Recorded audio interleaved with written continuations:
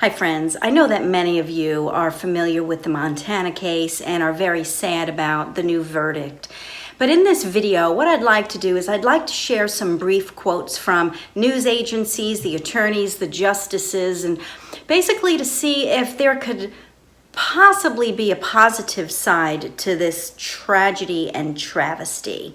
So let's just get right into it. So a brief recap of this Montana case.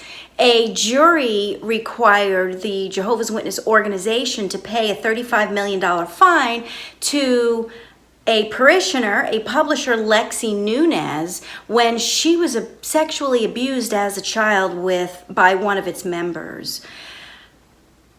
Instead of the elders who disciplined the individual, instead of them reporting it to the authorities, they basically disassociated him or disfellowshipped him, but then reinstated him 1 year later. Now, Montana has mandatory reporting laws.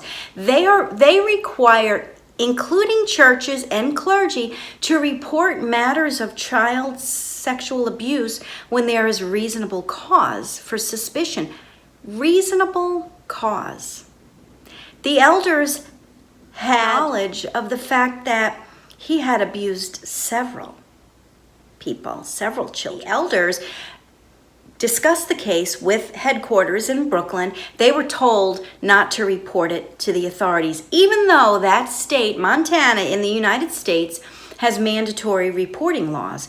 So, as a result of this verdict, because Watchtower is interested in the money, what did they do? They appealed the case. Well, if you're familiar at all with the Australian Royal Commission, you will know that it's been proven that Jehovah's Witnesses have a chronic problem with pedophiles within their ranks because secret files of over 1,000 accused pedophiles within Australia alone, and that Watchtower was keeping these files secret. They were slapped with a $4,000 per day fine until they did surrender these files. Well, the Montana Supreme Court recently ruled that the Jehovah's Witnesses are not required to pay this $35 million. And I'd like to read a quote from one of the justices. "We hold that Jehovah's Witnesses are excepted from the mandatory reporting statute under 41-3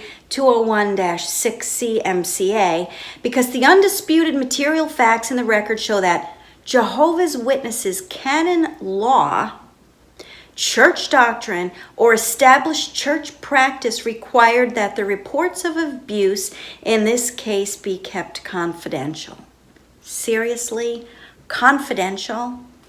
Now, I don't know about you, but I remember in the Kingdom Hall how rumors were just automatically pop up from out of nowhere. Everybody seemed to know everything about everybody, and these things were discussed in the cars going out in field service and was hush-hush in the congregations at all times. So I'm not sure how confidential this is, but how tragic and how sad for the families. And also in moving forward with keeping child sexual abuse secret as a result of policies. Here's a quote from one of the plaintiffs' attorneys. He said, "The defendants did not report a known child abuser, and then Lexi continued to be abused." Another justice, Lori McKinnon, stated, "Do we really want to be looking into what's going on within church circles?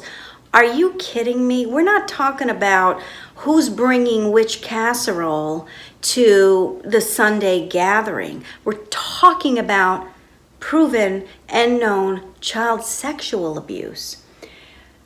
She said, "And doesn't that bring us right up against the First Amendment?"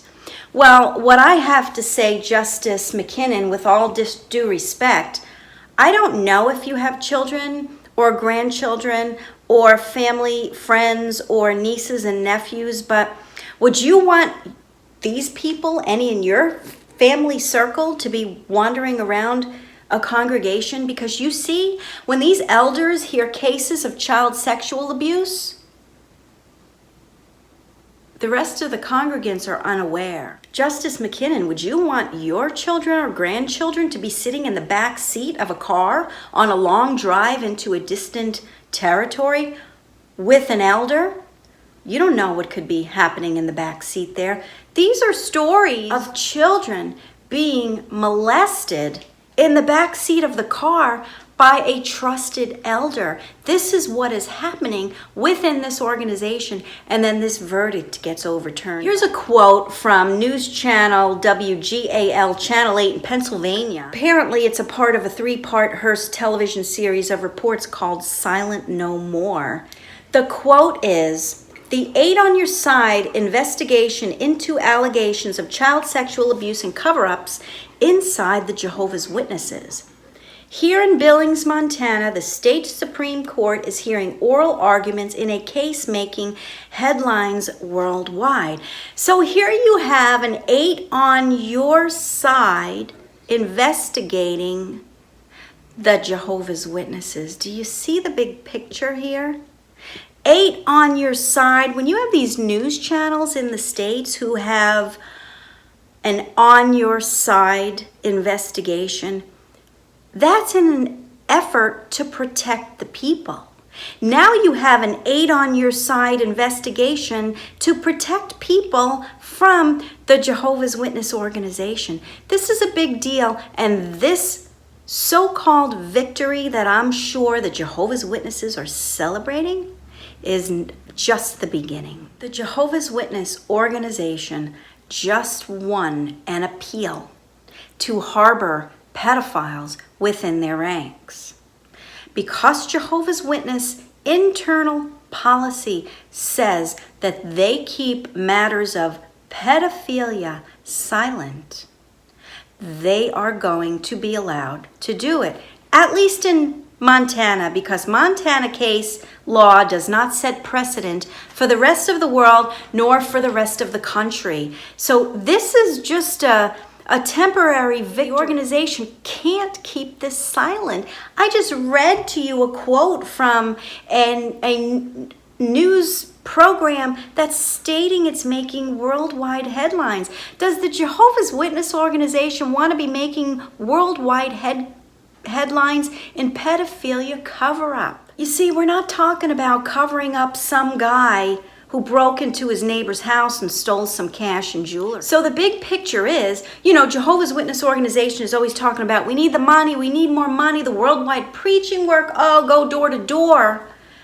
But people are listening to worldwide headlines, hearing about this chronic problem within the Jehovah's Witness organization. What kind of a witness is this? Who's going to want to be a part of this organization? Who's even going to want to have somebody knocking on their door? You never know. How many people are going to wake up as a result of this nightmare? My family members who have shunned me for 30 years are still in this organization. People are dying. People are committing suicide. Is the organization now going to tell them not to turn on their television and watch the news? That's the next thing, because it's all over the news. God is going to continue to work in the hearts of the people who are in bondage. God is love, and in the short term it seems like they're getting away with it, but they're not. They're not getting away with this. People are going to be coming out of its ranks as a result of this. They are corrupt. This is a sham, but it's not over. I'm not sure how much longer the indoctrinated are going to be willing to shut their ears. Let's all grieve for and pray for Lexi Nunez and her family and others who feel like they're losing this case, but it's just the beginning. It's just the beginning of the end.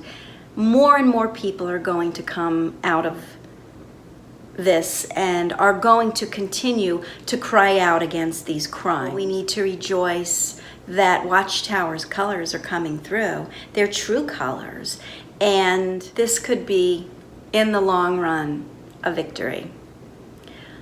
I keep all of you in my prayers. I pray for those viewers watching my videos, and we'll pray for Lexi Nunez and for all of those affected by this.